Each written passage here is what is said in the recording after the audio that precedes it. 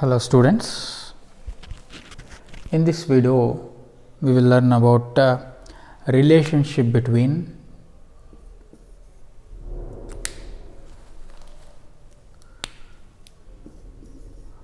LTI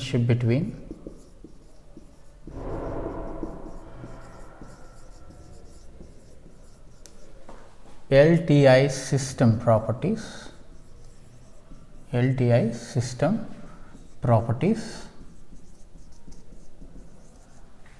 and impulse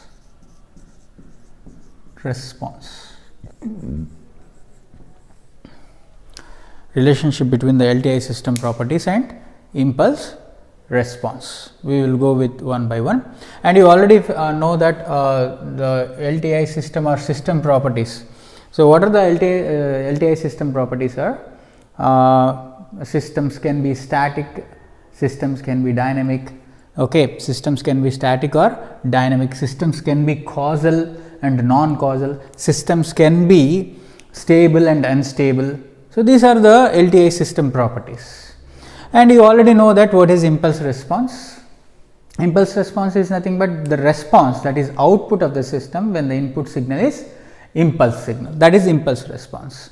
And in this video we will be looking into the how the LTI system properties are related to the impulse response. Okay, and the first one we will go with the first one, LTI systems with and without memory. LTI systems with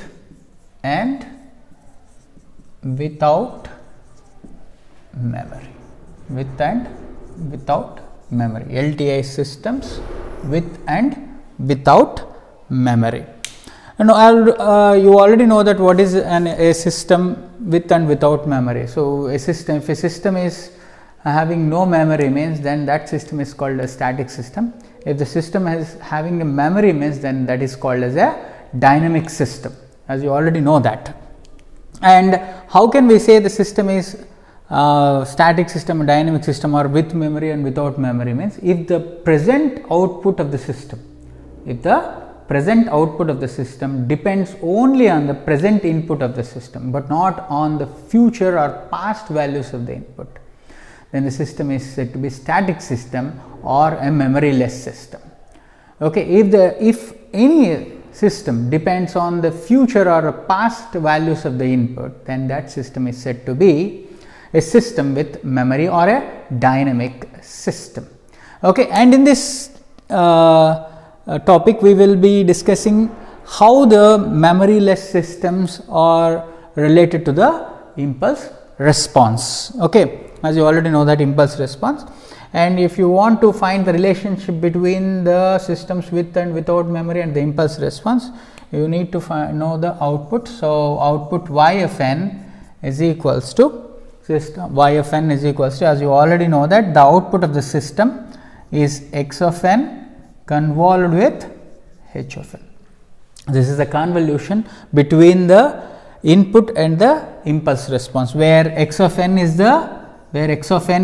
input and h of n is the impulse response. And this thing we already know that how the output is related with the input and the impulse response. And from the properties of commutative property that we discussed earlier, we can also rewrite this equation as y of n is equals to h of n convolved with x of n. So, y of n is equals to h of n convolved with x of n. And let me write the equation of convolution here. So, this can be written as summation k is equals to minus infinite to infinite h of k x of n minus k. So, this is the equation of the convolution sum. So, this is called convolution sum. Okay, already we derived this equation in the class earlier. Summation k is equals to minus infinite to infinite x h of k x of n minus k. That is my output of the system. Okay. So, let me expand this equation so that I can make the system inputs and outputs. Let me expand this. I'll explain in a moment. So let me substitute so the negative values of k.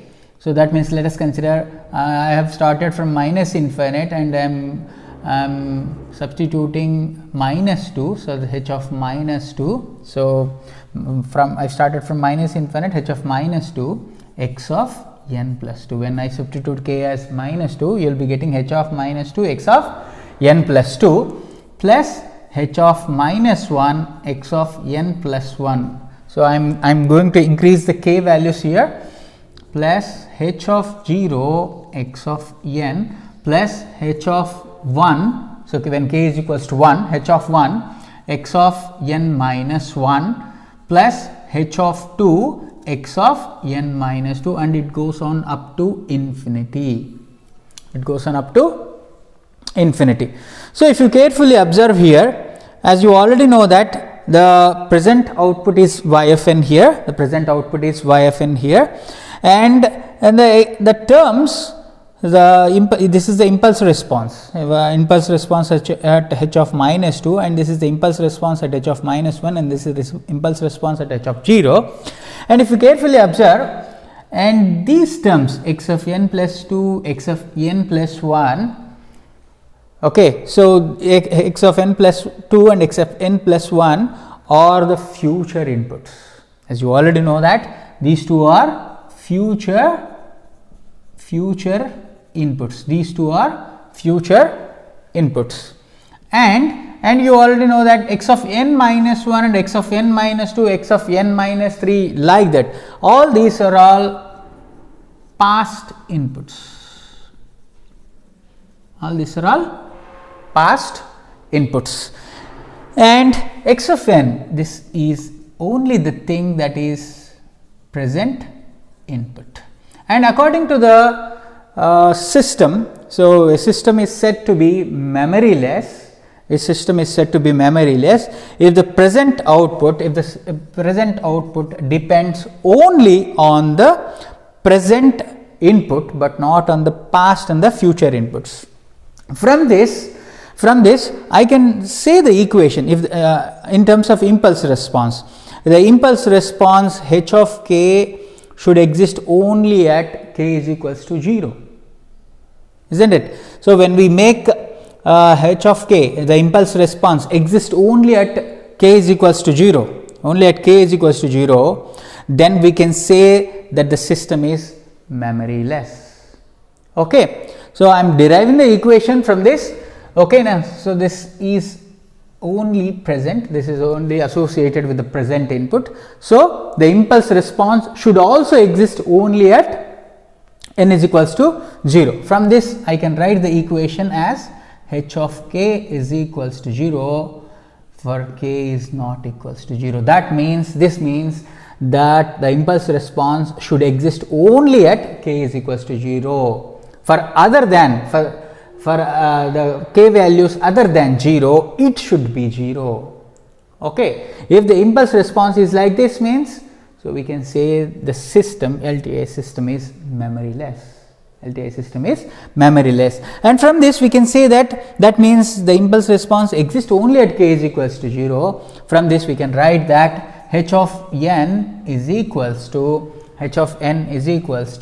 k times delta of n, k times delta of n. So that means h of n exists only at n is equals to 0. So why? Because delta of n exists only at n is equals to 0. So I can write h of n is equals to k times delta of n.